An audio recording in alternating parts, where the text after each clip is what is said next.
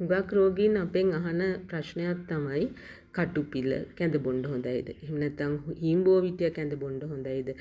මේ වගේ ආහාර තියෙනවා ඖෂධමය වටිනාකමක් තියෙන. ඒතර මේ ඖෂධමය වටිනාකමක් තියෙන ආහාර දිනපතා පාවිච්චි කරන්න හොඳයිද කියන එක.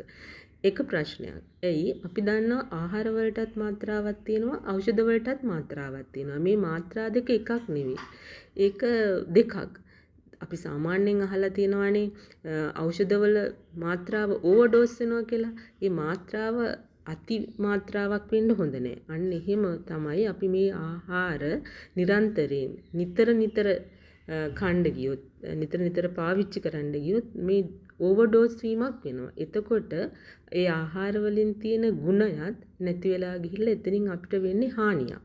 ඒ නිසා අපි බොහෝ වෙලාවට මේ ඖෂධමය ආහාර වටිනාකමක් තියෙන ආහාර ගන්න ඕනේ වෛද්‍ය උපදෙස් අනුව.